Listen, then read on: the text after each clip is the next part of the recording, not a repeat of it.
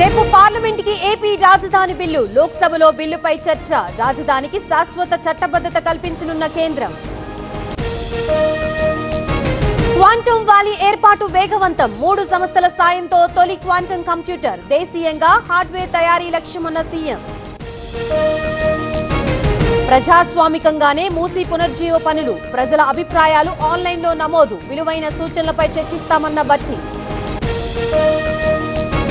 Palnadu SP ఆఫీసులో MLA నిరసన.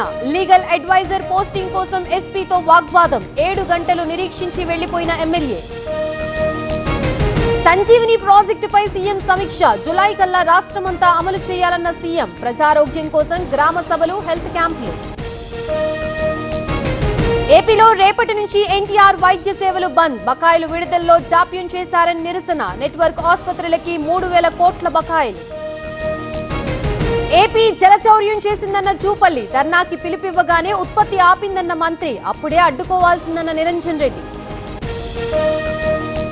కేరళ బయలుదేరిన సీఎం రేవంత్ రెడ్డి. రేపు ఎల్లుండి కేరళలో ఎన్నికల ప్రచారం. కేరళ సహా తమిళనాడు ప్రచారానికి ఉత్తమ్. సిఆర్ పాటిల్ వ్యాఖ్యల్ని ఖండించిన హరీష్. కాళేశ్వరంపై పాటిల్, రేవంత్ వ్యాఖ్యలకి తేడా లేదు. కాంగ్రెస్ బీజేపీ బంధం బయటపడిందన్న హరీష్.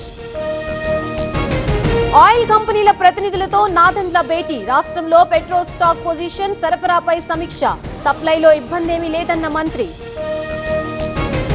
ఎర్రజెండాకి మరణం లేదు. ప్రశ్నించే గొంతికను అణిచివేయలేరు. రాములు సంతాప సభలో కూనమనేని కామెంట్స్. శంషాబాద్ ఎయిర్పోర్ట్ లో భారీగా డ్రగ్స్ పట్టివేత. 25 కోట్ల విలువైన గంజాయి స్వాధీనం. బ్యాంకాక్ నుంచి వచ్చిన 2 అరెస్ట్.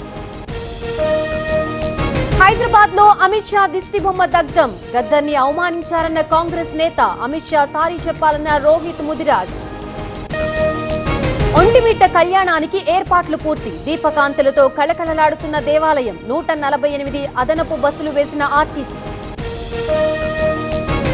మల్లాడికి భయం పట్టుకుంది. అనుచరులతో ఆగడాలు సృష్టిస్తున్నారు. యానం ప్రజలు తనని గెలిపిస్తారన్న అశోక్.